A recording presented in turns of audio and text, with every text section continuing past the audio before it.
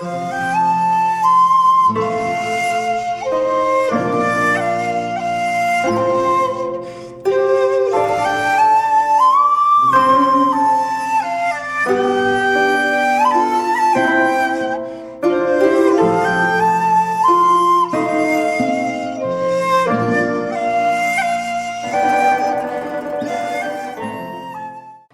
జీవితం ఎప్పుడూ ఒకేలా ఉండదు.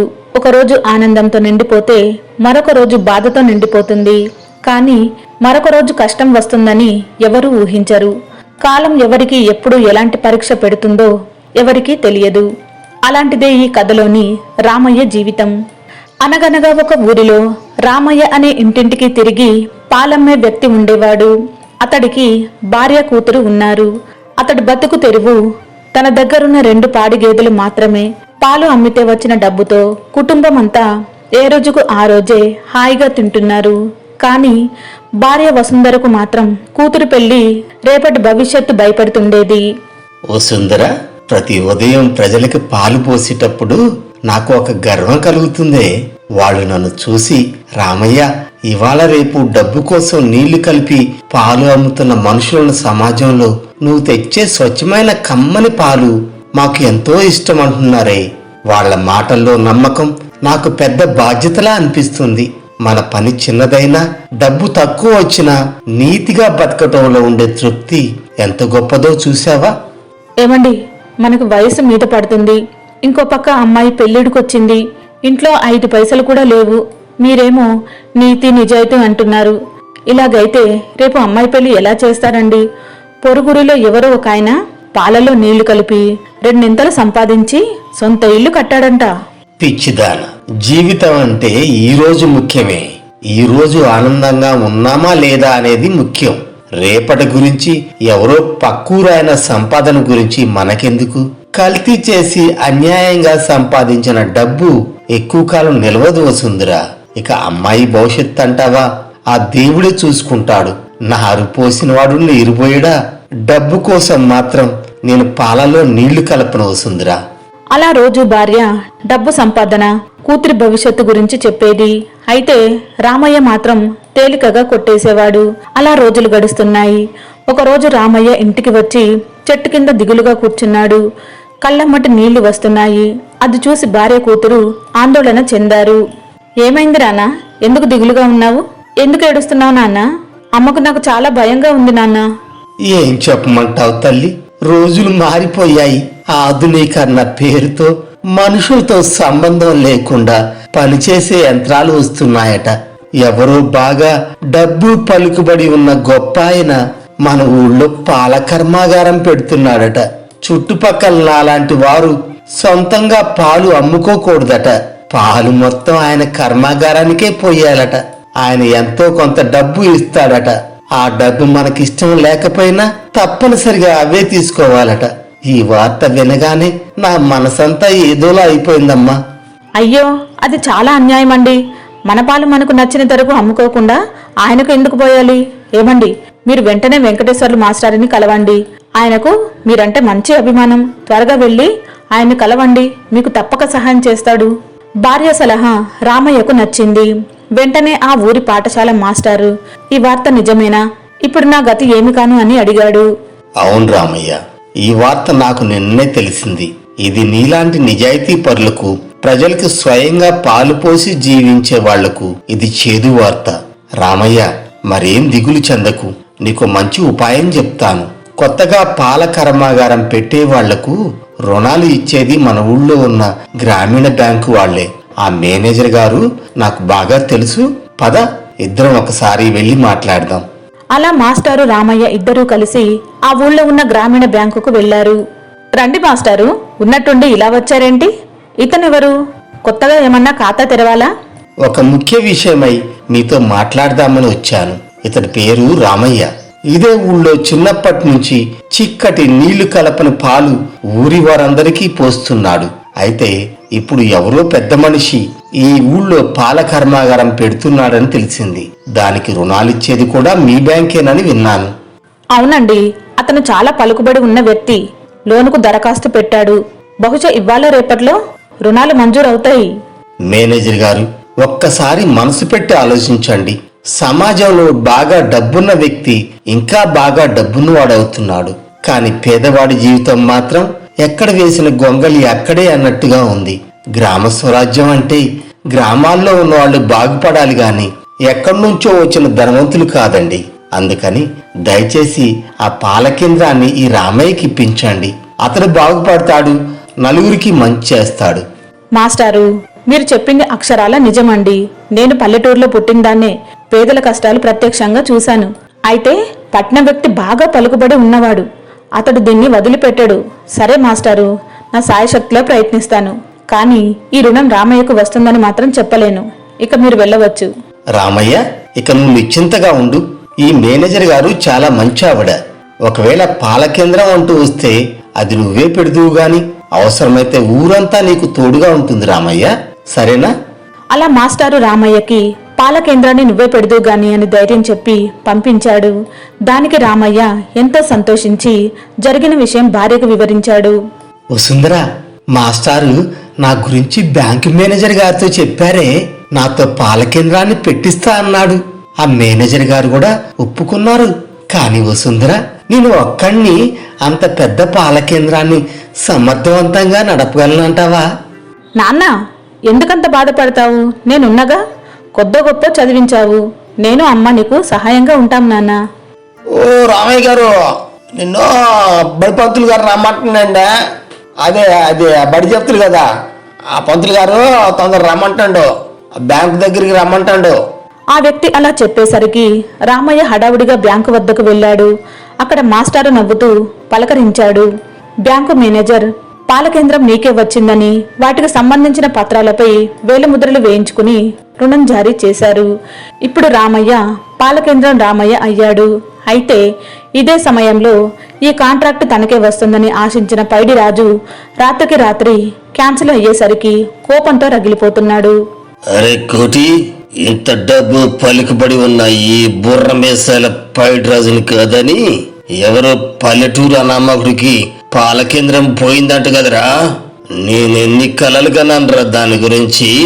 పల్లెటూరు ప్రజల వద్ద స్వచ్ఛమైన పాలు తీసుకొని ఎంత కొంత వాళ్ళ మొహం మీద కొట్టి ఆ పాలను కల్తీ చేసి ఎన్నో పాల ఉత్పత్తులు తయారు చేసి ఎంతో డబ్బు సంపాదించుదామనుకున్నా.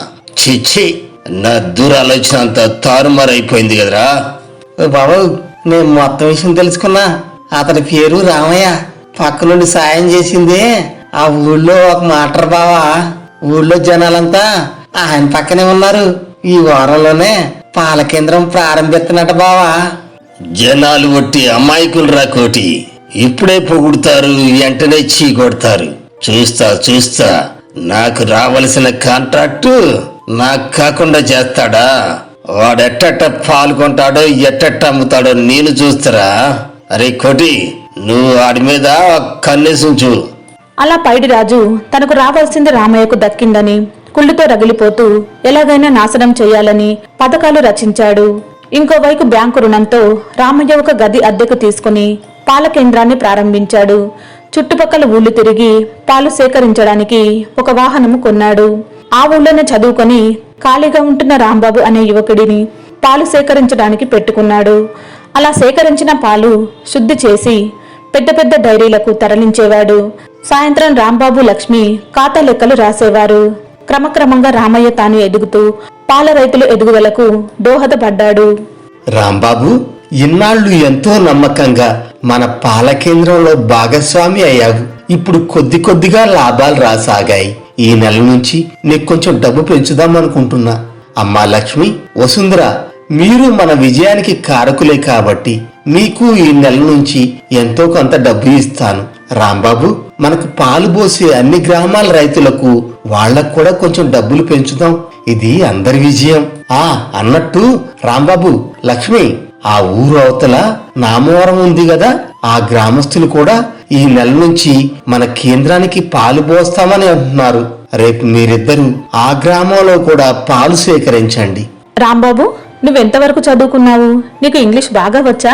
రాంబాబు, పట్నంలో కొత్త సినిమా వచ్చిందంట. ఒకసారి నన్ను సినిమాకు తీసుకుపోవా? నాకు చాలా సినిమాలు చూడాలని ఉంటుంది, కానీ మా నాన్నకు అది నచ్చదు. ఒకసారి నన్ను ఆ సినిమాకు తీసుకుపో రాంబాబు. చూడు లక్ష్మి, మీ నాన్న నన్ను నమ్మి నాతో నిన్ను ఒంటరిగా పంపాడు. ఇప్పుడు నువ్వు సినిమాకి తీసుకుపో అంటున్నావు. అది నాకు ఇష్టం లేదు లక్ష్మి. నువ్వే మీ నాన్నను సినిమాకి తీసుకుపో అని అడుగు. ఆయన ఒప్పుకుంటే నిన్ను తప్పక సినిమాకి తీసుకుపోతాను. అలా లక్ష్మి సినిమాకు తీసుకుపోమ్మంటే అతడు తిరస్కరించేసరికి ఆమెకు రాంబాబు మీద కోపం వచ్చింది. అంతలోనే అతడిలోని మంచు గుణం తెలుసుకుని రాంబాబు అంటే ఇష్టం పెంచుకుంది. ఇదిలా ఉంటే తనకు కాంట్రాక్టు రాలేదని రామయ్య మీద రగిలిపోతున్న పైడిరాజు వద్దకు హడావిడిగా అతడి బావమరిది వచ్చి ఏదో రహస్యం చెప్పాడు.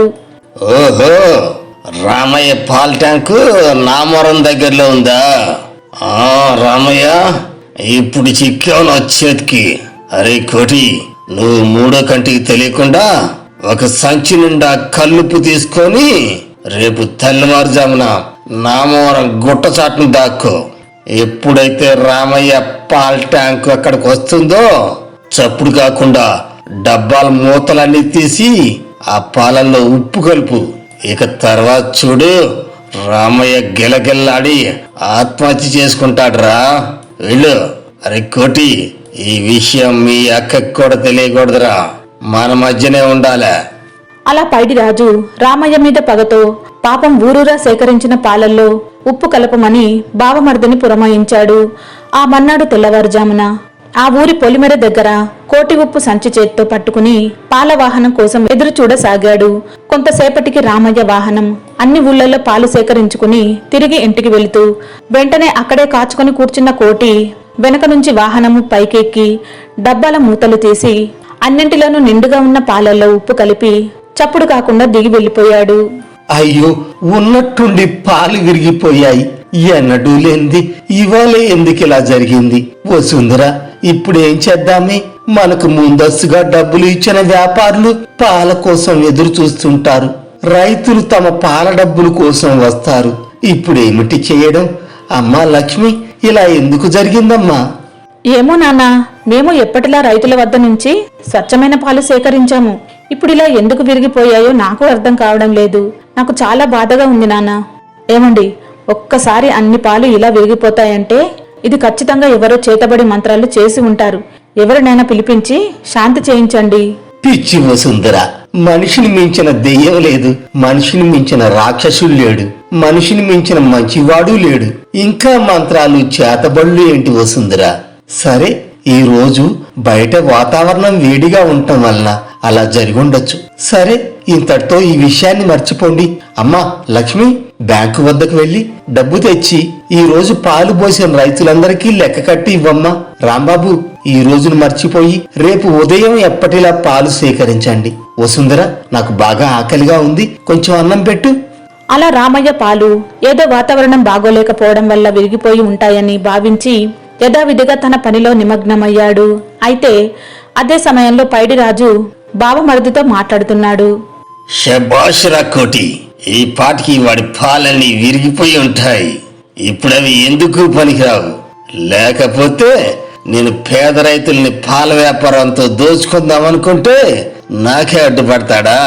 అరే కోటి, మళ్ళీ రేపొద్దున ఆ రోడ్డు కాడ కాపు కాసి రామయ్య పాల వ్యాన్లో ఉన్న డబ్బాలన్నిట్లో ఉప్పు కలుపురా. రే జాగ్రత్త, గాల్లో కూడా చెవులు కళ్ళు ఉంటాయిరా, వెనక ముందు చూసుకొని వెళ్ళు. లక్ష్మి, అసలు ఉన్నట్టుండి అన్ని పాలు ఎందుకు విరిగిపోయాయి? నాకంతా అయోమయంగా ఉంది లక్ష్మి. మనం ఎప్పట్లాగానే రైతుల దగ్గర నుంచి పాలు పితికించి మరీ సేకరించాము. అసలు ఏం జరుగుంటుంది లక్ష్మి? నాకు అంతా అయోమయంగా ఉంది రాంబాబు. ఎంత ఆలోచించినా ఏమీ అర్థం కావడం లేదు. అన్ని పాలు అంటే మాటలా? ఎంత డబ్బు!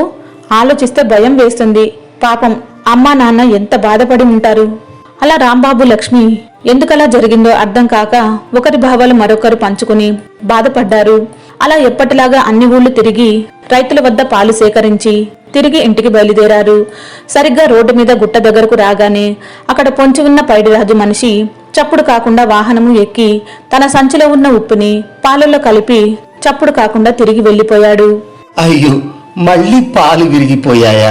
విధి నా మీద పగబట్టిందా లేక నా దురదృష్టమా?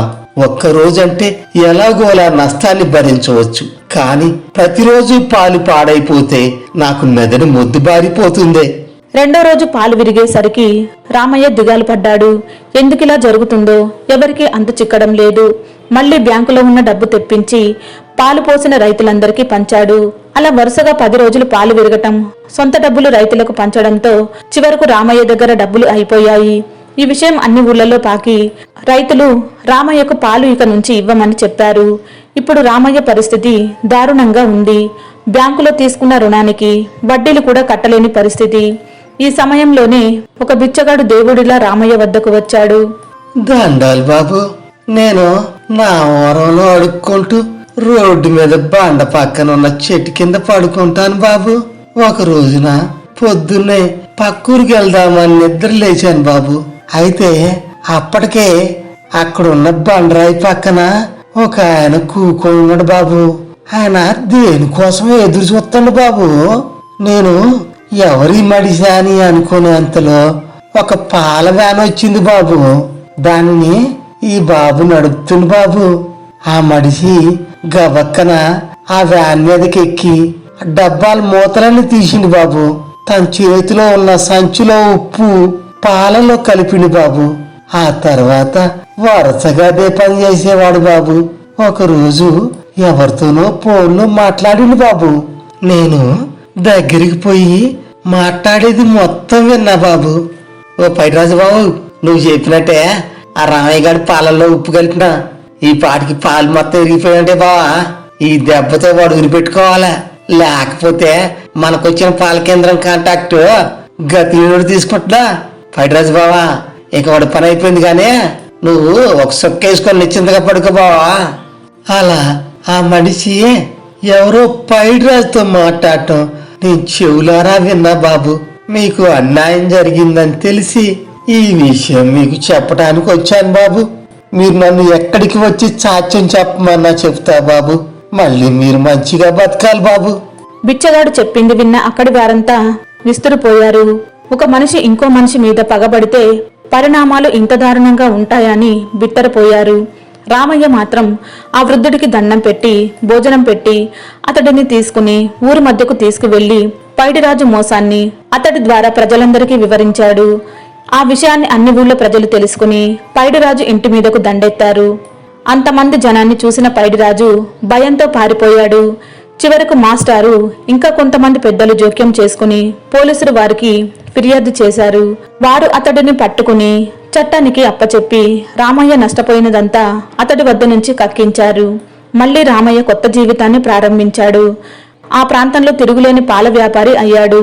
ఒక మంచి రోజు చూసి రాంబాబుకు తన కూతుర్ని ఇచ్చి పెళ్లి చేశాడు. డబ్బు మదం మనిషిని ఎంతకైనా ఒడిగట్టేలా చేస్తుందని ప్రజలంతా గ్రహించారు.